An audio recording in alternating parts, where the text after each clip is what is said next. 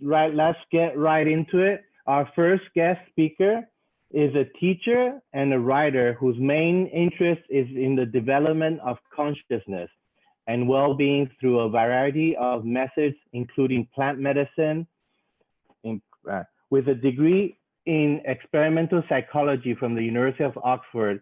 He now teaches meditation, practices aromatherapy and marmotherapy, and distributes Oshadhi essential oils in the UK. Please welcome Jonathan Hinde.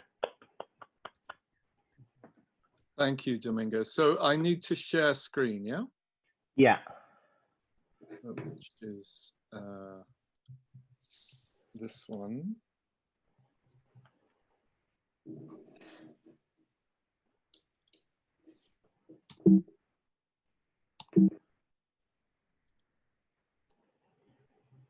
Okay. Can you see that?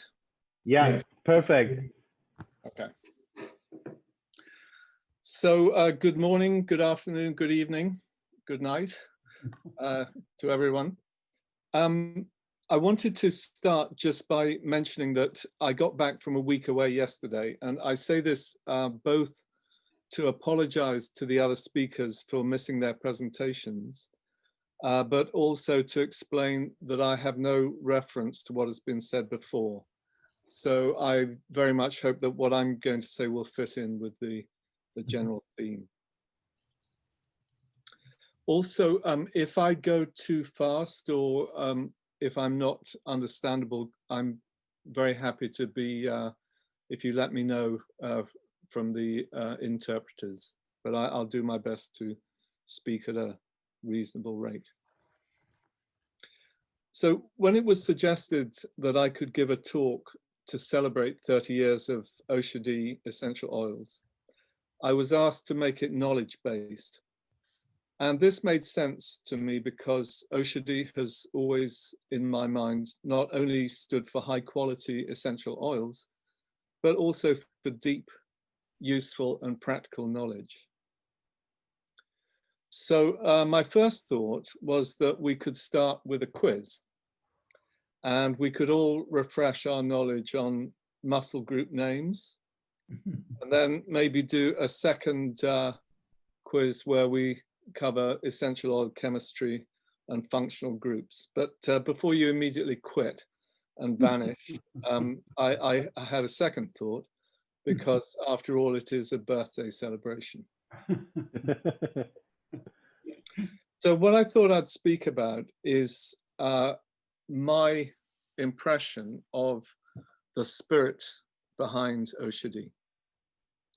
And in order to explain this, I hope you will indulge me if I tell you a little personal story about how Mary and I became distributors for Oshadhi in the UK. So Oshadhi was established by Dr. Malti Hotzel. Malti and I had met some years before Oshadhi came to existence, when we were both working at an international meditation center. We stayed in touch over the years, and I became aware of his interest in essential oils and of the establishment of Oshadhi in due course. For a number of years after that, I entertained thoughts about the possibility of becoming a UK distributor. Around the turn of the millennium, the right moment appeared, and Malti suggested that we meet up. It turned out that he was going to be in the French seaside resort of Le Touquet with his wife Fabienne and Fabienne's mother. And it seemed a good opportunity for a face-to-face meeting. And just in case some of you, maybe you live in Brazil and you're not aware of Le Touquet, so that's where it is. It's just across what we call the English Channel and the French call La Manche. French Channel. No, they don't call it that, they know. So before we left on this trip, I was advised by a business-minded friend that for this type of meeting, it would be a very good idea to do some serious homework.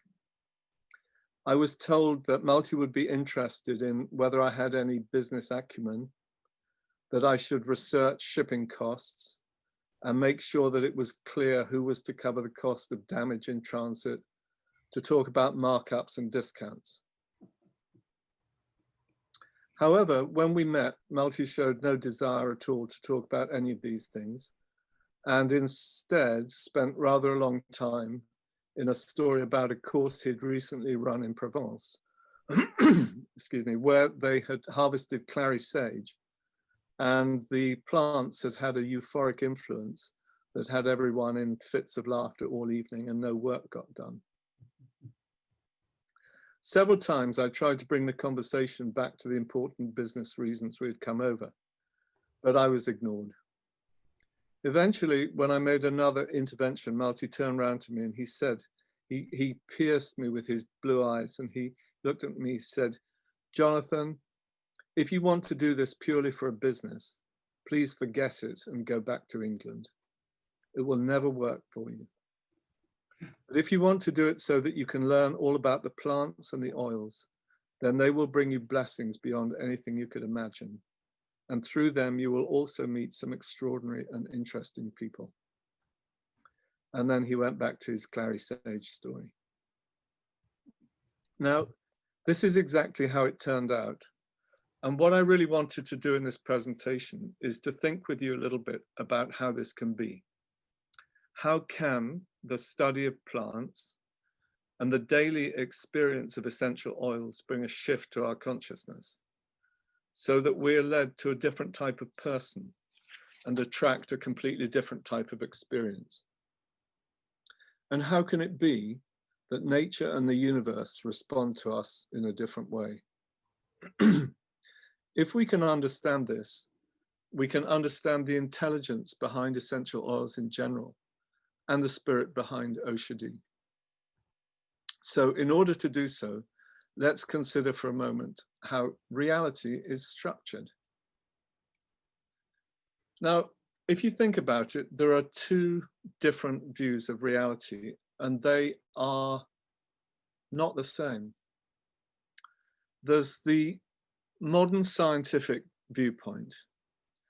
This states that basic reality is physical, and it describes consciousness as, and this is a quote, as a poorly understood peculiarity of evolution produced by complex neural processes. I found another one recently that said, excuse me, that consciousness evolved gradually over the past 500 million years and is present in a range of vertebrate species. This viewpoint is quite different from the traditional perspective. Another view is that it is the primary reality in creation, that the whole manifested universe is an expression of consciousness. And this, of course, is the viewpoint of all ancient systems, such as Ayurveda, traditional Chinese medicine, Native American medicine, shamanism, and so on. Now you may say, well, so what? But these two viewpoints lead to very different approaches. They lead to different realities of dealing with illness.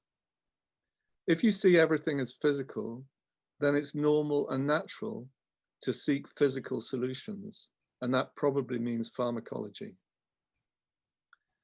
But if you see consciousness as primary and the physical manifestation as secondary, then you can approach treatment in a completely different way. Excuse me. And I wanted to give you a couple of examples. This was a study on migraines, headaches, from 2017. It was widely reported on the BBC because I'm afraid we still have a sort of jingoistic attitude, and it was a British study, so it got a lot more publicity than if it had been from another country. What it showed was that research had shown that there was a chemical in the brain, which we'll call CGRP, which is involved in both pain and sensitivity to sound and light in migraine. So people who have more of that are more susceptible to those problems. And what the researchers did was they developed very cleverly, they developed an antibody that lowers the concentration of that chemical. And what they found was when that antibody was administered to the people who suffered from migraine, about 50% had half the number of migraines they usually had each month. And the researchers at King's College Hospital called this a huge deal. Now, here's the question. Is it the chemical that causes the migraines? Or is the chemical simply the physiological expression of the imbalance that causes the migraine? My experience of teaching a very simple natural system of meditation over many years is that it produces deep relaxation. And as a result, I would say about 90% of people who come with headaches find that the headaches go away within a couple of weeks. And they don't come back if they carry on. Now, I have absolutely no evidence to back this up, but I wouldn't be surprised if the meditating people also showed a decrease in the concentration of that chemical in the brain. This is another one, actually, which I came across about 3 days ago. And it's about cold water swimming and the value of it. A certain protein has been found in the blood of regular winter swimmers. This is people who swim in outdoor pools or in lakes all the way through the winter. This one, they did the study on some people at a Lido, which is an outdoor pool in London. And in mice, this particular protein has already been shown to slow the onset of dementia and even repair some of the damage that it causes. And when I heard that, I thought, oh, great, because cold water swimming is something anyone could do. It's free, it's natural. You can even have a cold bath if you can't get to a lake or a river.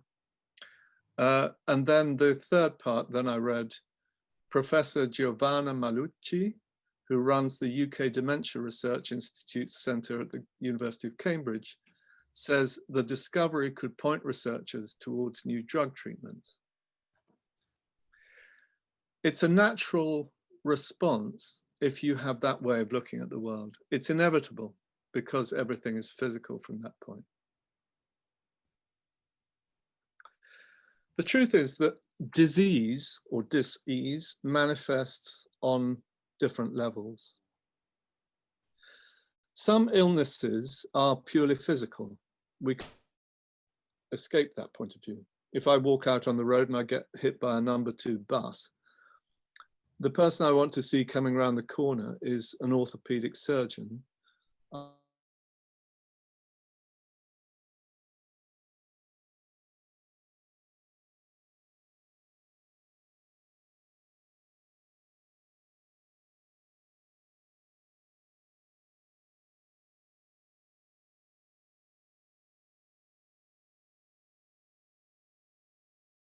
Most doctors are not trained to deal with anything that isn't purely physical. And that obviously comes over in the treatments that they offer. So how does this relate to our topic today, which is about essential oils? If you read an essential oil textbook, you'll find that oils are given properties. And here's a small selection. This is from Salvatore Battaglia's book, 2018, and this is just a few of them.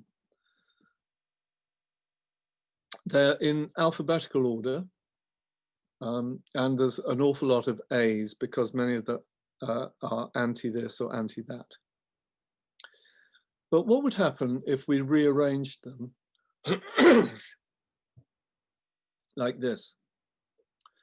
So that we have the more physical effects at the top antifungal, antibacterial, antiviral. And as we go down the page, we add the more psychological properties. So anticoagulant, rubefacient, vasoconstrictor, wound healing, and so on. Anticonvulsive. Now we're getting to an area which is possibly both physical, mental, on the junction point between mind and body. Anti-inflammatory, fever. You may argue with where I've put them, and I'm very happy that, you know, if they can get rearranged better. That's not really the point. The point that I'm making more is that essential oils work on many, many different levels. So at the bottom, the more mind side, we've got antidepressant, stimulant, cephalic, carminative, and anxiolytic. It would have been nice if there was one more property. If we could have had a sort of spiritual, existential well-being category. But although Battaglia makes plenty of references to this level of life in the text, it isn't listed as one of the properties of essential oils.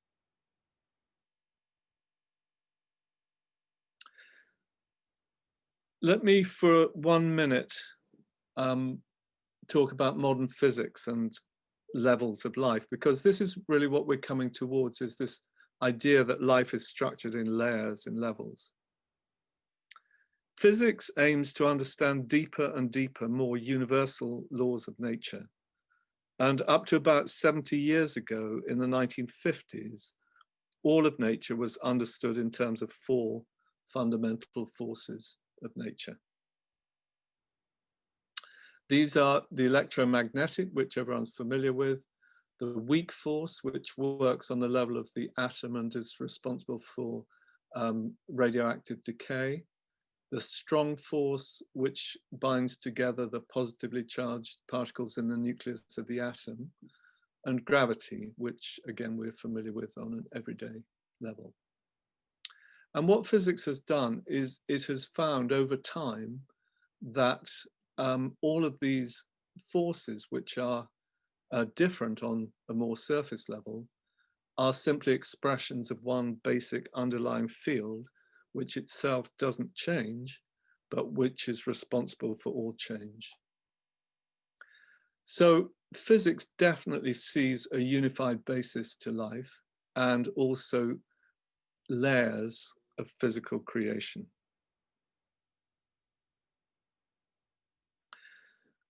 Why do essential oils operate on all these different levels? If you go back to the chart where we rearranged those properties, some properties are very physical, some are very psychological. What is it about essential oils that allows them to have an effect on all these different layers? There's a couple of things that Maltese mentioned over the years, which I think throw light on this. First of all, he's described essential oils as living molecules. They have a vitality.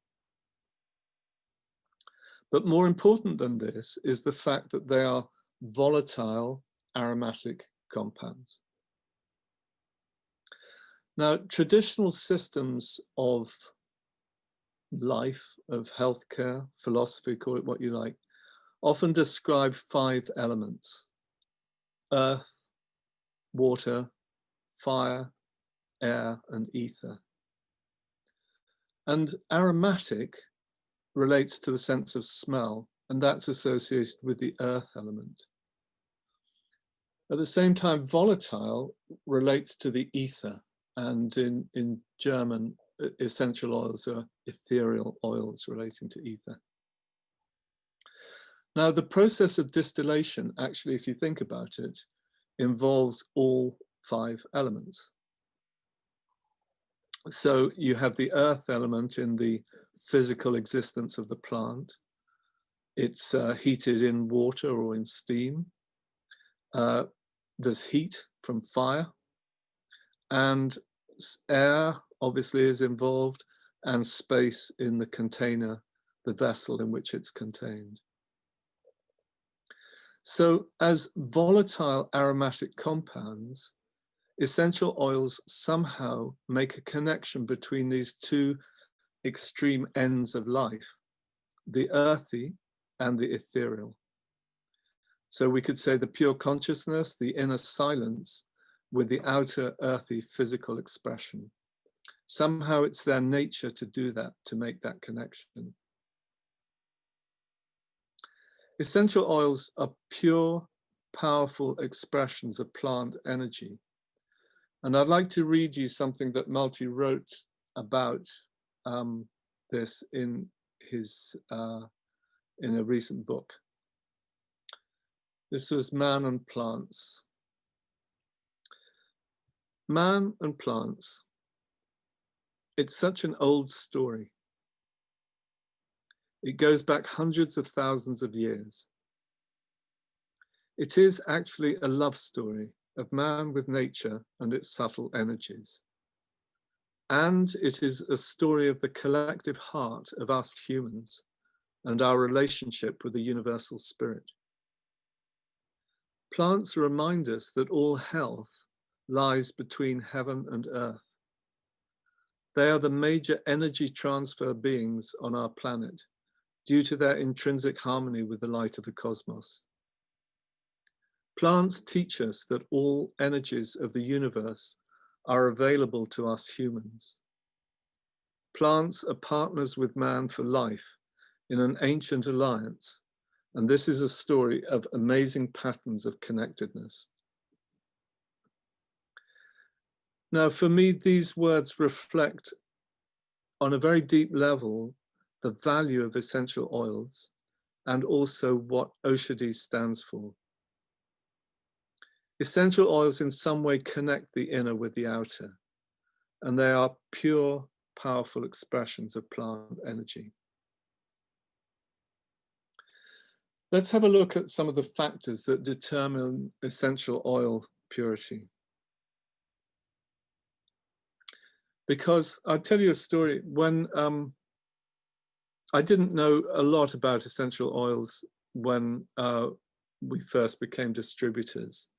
And we had a friend called Claire, and she lived just down the road. She'd done some good training with the IFPA, which is one of the main teaching bodies in the UK. And she was interested to find out about our oils, and she got more and more enthusiastic. And after a while, she had experience with a lot of different brands. And after a while, I said to her, Claire, tell me honestly, are these good? And she said, yes, they're good. And I said, oh, good.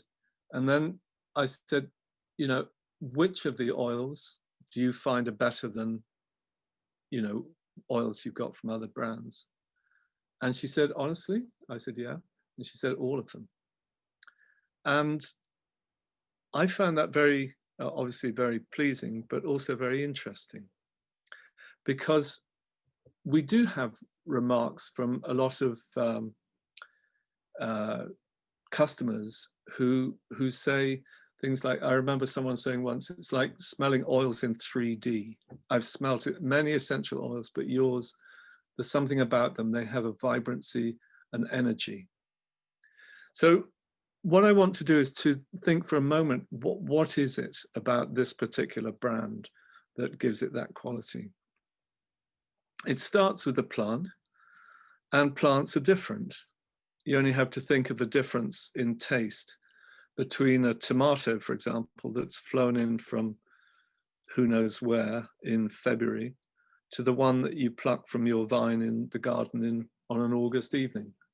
They're both tomatoes, but they taste completely different. It's also where the plant grows, you know, wild growing plants, they have a different quality than cultured or cultivated plants. It's also the case that plants actually produce better oils if they're stressed. If you take a rosemary plant and you give it plenty of water, the quality of the rosemary isn't anything like as powerful as if it's stressed a bit through drought and through maybe heavy rain and so on. How is the plant harvested and how is it prepared? So to create lavender essential oil, it's better to leave it to dry in the field after cutting for 2 or 3 days. For rose, the petals need to be plucked around dawn or before dawn. That's when you get the best value from the rose petal. What about this distillation? If you distill under slow, gentle pressure, you get under low temperature and gentle pressure, you get a much better quality oil than if you do high pressure and high temperature, although the latter gives a better yield, and so a better price ultimately. Also, how long did the distillation go on for? Because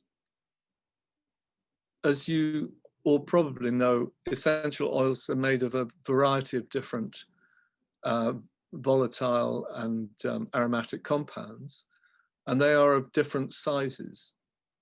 And in the distillation, the smaller molecules go through first, and the heavier, slower moving molecules go through at the end. And if you cut the distillation short, then you may have recognizably the same oil, but maybe you miss some of the trace elements of the heavier molecules, which give depth to the aromatic quality of the oil and perhaps therapeutic benefit as well. Also, how many hands have the oils gone through before they appeared in your house? Do you know the source? I'm told that India exports 5 times as much peppermint essential oil as it grows. 5 times as much. And that's because it's nearly always cut with other mint oils, which are cheaper to produce. How are they bottled? And how are they treated?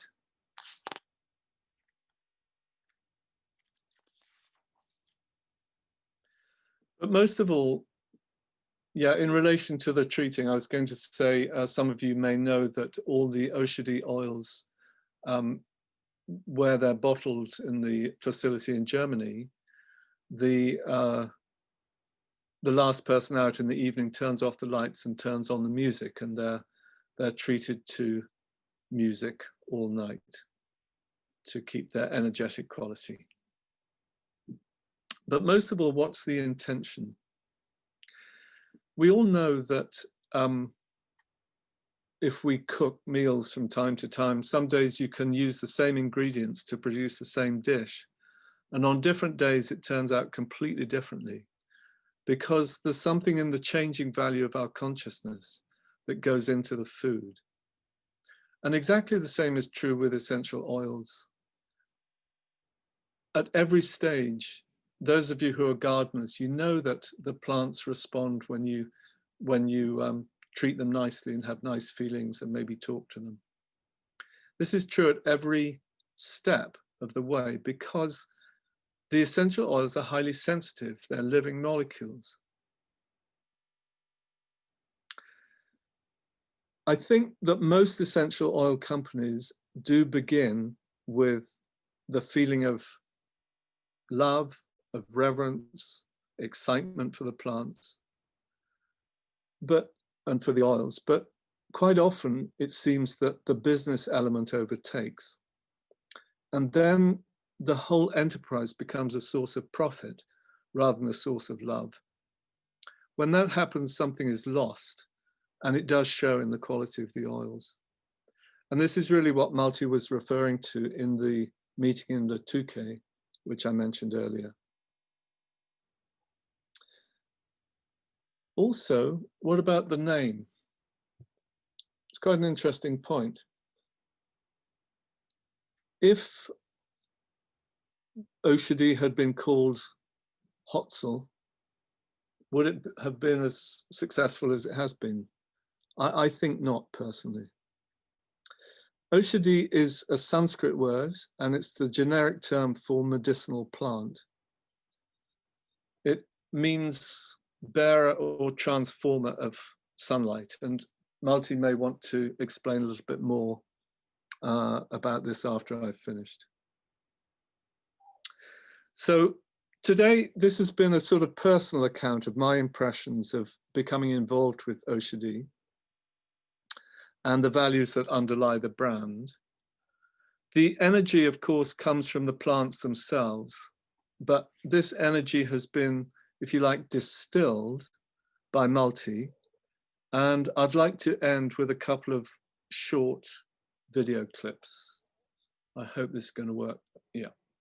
Oops. Since most of the people coming here have just basic knowledge of aromatherapy, I would say that's my experience, at least. It's not a judgment, it's just they come here for broadening their knowledge. So I would say the main important thing is that they come here and they are having surprises with using essential oils, finding it more interesting, even fascinating to dig deeper and go away with that desire to deepen this knowledge further on and get what I said before, get into something where plants are more than just a decoration around us.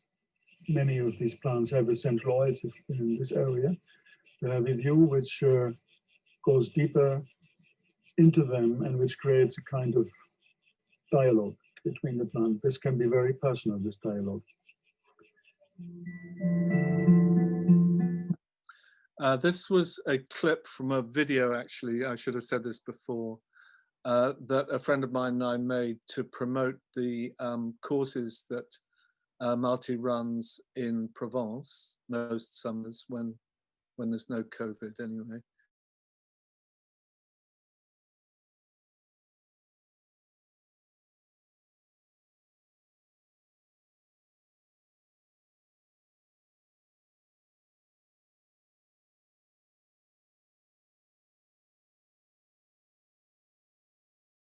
The plants, yeah, coming nearer, yeah, back to the root, yeah, absolutely. Yeah. That is what this place has, without any teaching even, you know, just being here and smelling them and touching them, appreciating. Mm-hmm. If you'd like to bring... I think these two clips really, for me, express the philosophy, the feeling behind Oshadhi. And the fact that Malti has always been really uncompromising in his insistence that the connection with the plant is never lost. I think it shows his philosophy, and that's the philosophy that runs through the brand, and that's what gives rise to the quality of the oils. So in summary, life is structured in layers. Essential oils carry the energy of plant life. This energy is on all different levels and can provide healing intelligence on all these different levels of life. But we always need to stay connected to this source, to this inner intelligence. So thank you for listening. This is a picture of on one of the courses of at the Gorge de la Nesque, which is a lovely place, just a few miles or kilometers, if you prefer it, from Orel. Thank you. Thank you, Jonathan. Such a beautiful presentation. I really loved it. It is systematic, clear. It brings out the main points. At the same time, very personal. Thank you for quoting this guy who is just talking here sometimes. And also, thank you for this beautiful friendship which we have together. It comes out in your words. It comes out in our meetings. And what comes also out is your systematic approach. The plant world is not systematic at all, but you bring it into a structure which comes maybe from your dad. Daddy was a famous Cambridge professor, no? So there must be something which makes you a real great teacher. I love it. You have done it much better than I could have done it. It's so good. And it's not that, there's a lot of things I could say I'm proud of it. So, but it's not even that. When you go with plants and you have experienced the same, it's humbling. You become less and less proud and more humble, because the plant universe is so enormous, so surprising, and always full with new surprises that you can just bow down. And that's what we always do. And I told you, I never use an essential oil which starts saying thank you. And this spirit we want to continue to convey with Oshadhi for making the world a better place. And thank you for participating in that, Yunjan. Really super. Thank you so much. Thank you very much, Jonathan. Very nice presentation. You brought out the spirit of Oshadhi, which that's what we are all celebrating. So it's very, very profound. And there's one question from a participant saying you were mentioning the different elements, and they were asking about how about the metal element? Yeah, so this is better answered by somebody who's well versed in traditional Chinese medicine. I'm not a great expert on that. Chinese medicine, as far as I know, also includes 5 elements, one of which is metal. Some are the same and some are not. I'm brought up and trained more on the Ayurvedic point of view. There may be somebody on the call who could explain the differences, but metal is, as far as I know, peculiar to or particular to traditional Chinese medicine. Okay, and there was another question, and are Oshadhi oils ecological? Means? And I'm not sure, just as Oshadhi ecologic. I think I would hand that one back to Malti, because all the sourcing. The point is whether they are biological. They are biological or organic. That means ecological. I produced a little pamphlet a couple of weeks ago. I don't know, some of you were on the International Botanica, which was supposed to be held in Slovenia in May. But was cancelled and turned into a virtual event in September. And there's a little pamphlet, and if anyone wants a copy of that, just somehow let Domingo know, maybe, then you can do all the work, Domingo. And in it, I produced about a little story of about, I think there were 39 different, quite unusual essential oils from the Oshadhi collection. But also there was a couple of pages at the end in which Malti spoke about sustainability. So if ecological refers to sustainability, then please do ask for a copy of the pamphlet, and it's all explained there. Actually, ecological, if I may add, just. And one particular essential oil company in London has started saying that frankincense is an endangered species. And I had never heard of this, and it surprised me. And I actually spoke at the conference to a frankincense supplier. And he said, no, it's absolutely not true. And that the frankincense, the growers, the people who distill it, they're very incensed about this. They're very angry because they've been doing it, and their families have been doing it for generations. They look after the trees, and the fact that this rumor has been going around has really adversely affected their business.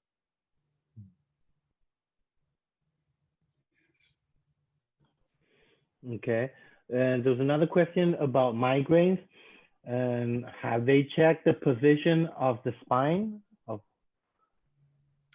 This was all I know about that particular study. I'm not I know posture has a lot to do with migraine. And I'm sure that's what informs the question. I was really just using that as an example of two different approaches to health and healthcare. Posture is really important, and you know, I'm sure that the questioner knows a lot more about that than I do, but I know it's important. Okay. I think that's all for now. And again, thank you very much, Jonathan, for your beautiful presentation. And we will have a little 5-minute break, and then we will continue with our webinar. Thank you very much. Thank Thank you, you. Jonathan.